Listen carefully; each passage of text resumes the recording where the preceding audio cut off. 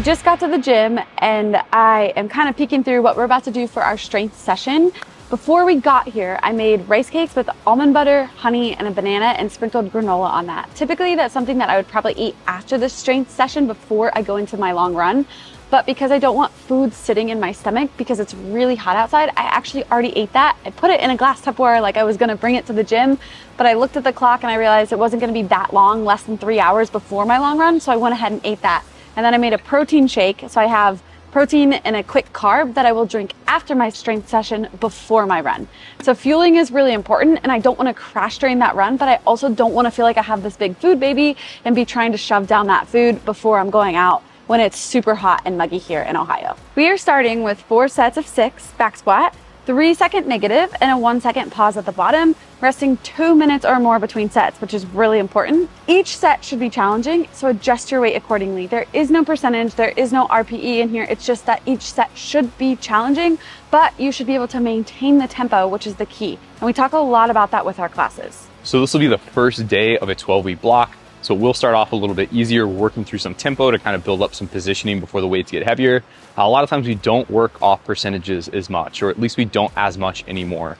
We go a lot more off feel and RPE. So each rep or each set should be challenging. And if it's not challenging, you're really not going to get anything out of it. Typically we'll start with a warm up. Today we've already been on a 3-mile ruck. We took Milo. If you can see him down here, he is wiped out. So we are warm, we're ready to go. We're gonna start with some squats and we've got a whole bunch of accessory stuff to go with it. Putting on my weightlifting shoes, for those of you who don't understand, look at the difference. This weightlifting shoe has a smaller heel. You can get weightlifting shoes that have a bigger heel, but there's a little bit of a heel there versus my trainer, which has no drop. So it's gonna be neutral.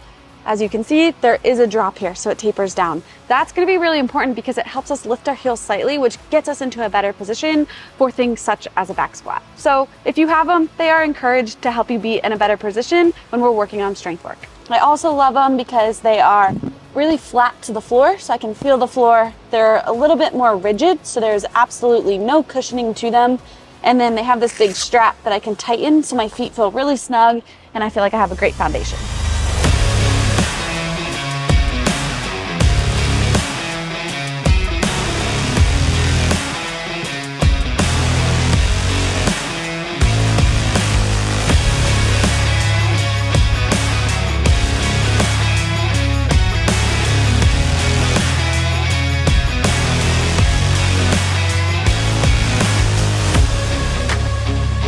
When it comes to breathing, it's really important to use your breath. You have an internal belt to pressurize, especially when you're doing a tempo squat. That means each squat is taking 4 seconds at a minimum because it's 3 seconds down, 1 second hold.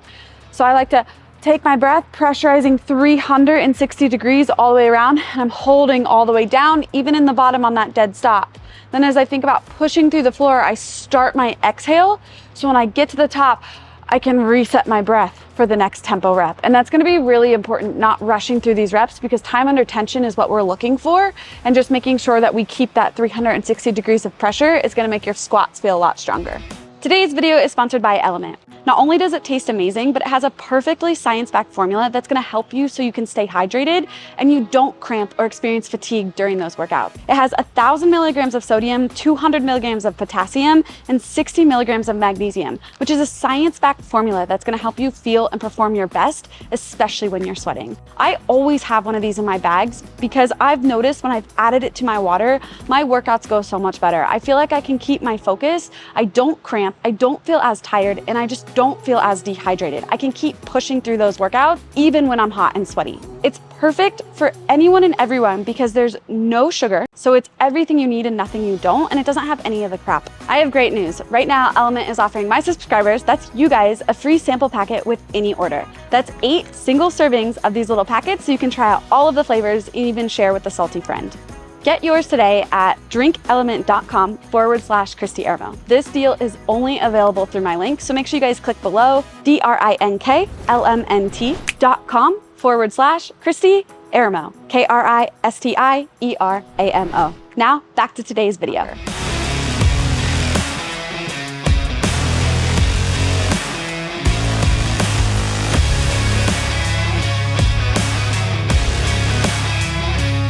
The tempo back squats are really challenging.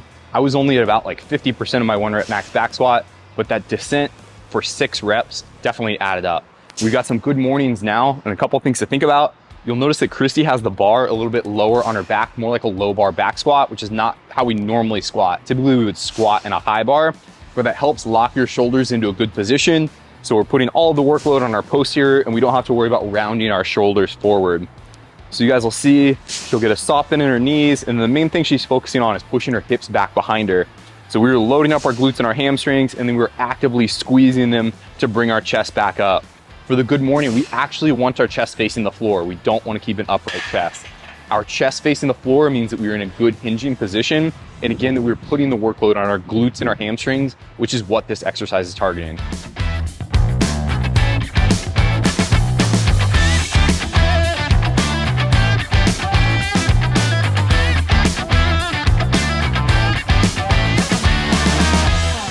You guys also notice that Christy's chest gets really far forward and definitely on the lower side. She's a very good puller. She's got a very strong posterior, and most people probably aren't going to get that low. We do want her chest facing the floor, but she's kind of on the further extreme, like most people are probably capable of.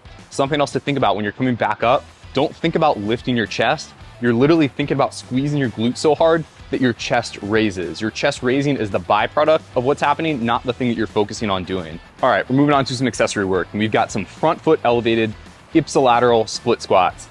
Ipsilateral meaning we are holding the weight on the same side that we are squatting with, or that our front foot is elevated with. We're gonna be in a similar position as a split jerk. So my front foot, I want nice and flat on the plates. My back foot, I want about a squat distance width, so I don't wanna be walking a tightrope. And then I'm also gonna be up on the ball of my foot with a bend in my knee.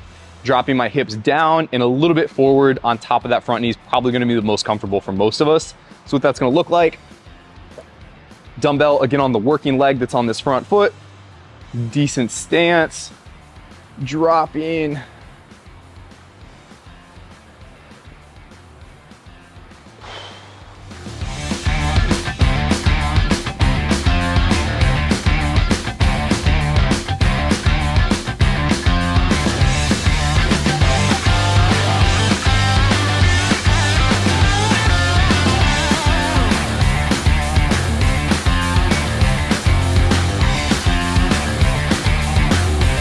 So I made sure to put leg day before the long run because long runs are typically at slower pace, less intensity, and I wanted to have more intensity in my weightlifting today. So if I flipped it and I did my long run first, this session would have really struggled. So if I have heavy legs and I have to work through that on my run, that's okay today. And I'm prepared in advance mentally for that. So I like doing a lot of this stuff also before because it's really getting both of my glutes to activate, all the single leg and accessory work. That way when I'm running, I can feel my glutes working and know that I'm not just kind of hinging on my lower back. So we just finished with the 3 sets of 8 and 8 ipsilateral front foot elevated split squats. That is a mouthful to say, but we finished with both of those. It was 3 sets of 8 per leg with 30 seconds rest between legs, which is really important, and then 60 seconds rest between sets. There were no supersetting there. Now we're gonna do a superset, and it's gonna be a single leg hip thrust with a 1 second pause at the top for 12 to 15 reps, followed by 15 to 20 strict hanging knee raises from a pull-up bar. If you don't have a pull-up bar, you could do a tuck crunch, you could do a V-up, and then we're gonna rest, and we're gonna go through 3 supersets of that.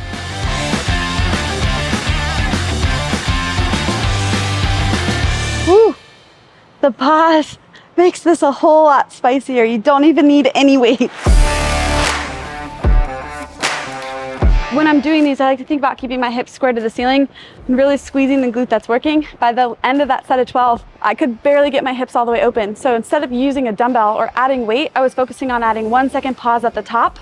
So when I come down, I'm holding here, squeezing my glute, and then I'm coming back down. I didn't need any weight to make that challenging.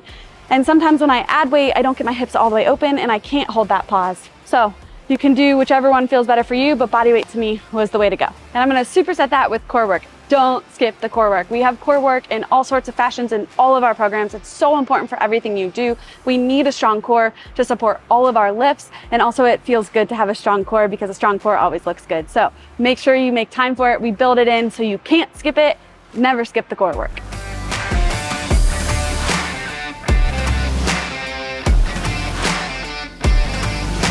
No swinging today. Oh.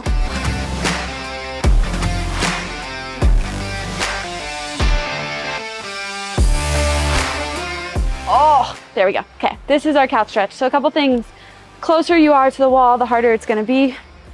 Think about taking your belt buckle, so we don't want our hips behind, pulling them under the body so we can lengthen this entire capsule, hip flexor, quad, especially after all the work that we just did. So that was a really good day. I'm really excited for this program. It's gonna be stuff like that. You know, Patrick and I are huge believers in accessory work because that's the stuff that keeps you healthy and it gets you stronger in those not so common positions that do show up in our training, but that's maybe where we tend to suffer an injury. So if we can be strong in those positions, we can keep ourselves healthy so we can keep working towards our goals, whether that be performance or aesthetics. So I'm ending the day. We write these cool downs in the app. It's gonna be 2 sets of 60 seconds. I'm at my 60 seconds, couch stretch per side. So I'm making sure that I don't skip the cool down. And then I'm gonna take a minute, drink my shake, take about 20 minutes to reset, change my clothes into some longer shorts because I have thick thighs and they rub together on long runs. And then I'm gonna go out, meet my friend for a nice good 13-mile run. Having a friend, having an accountability buddy, having a community to telling you what to do, showing up, knowing that you're working hard together with people is gonna be key. So if you guys are looking for a community, join our IBEX community. We would love to have you. You have access to all 5 programs. Movement demo videos are in the app. There's a program for everyone. You can mix and match how you want. You can see everything in advance. We love it. Our community's crushing it and we'd love to have you part of it. If you like this video and you wanna see more videos like this, don't forget to smash the like button because that helps our channel, and comment below with anything and everything you wanna see. We'd love to bring it to you. Have a great day.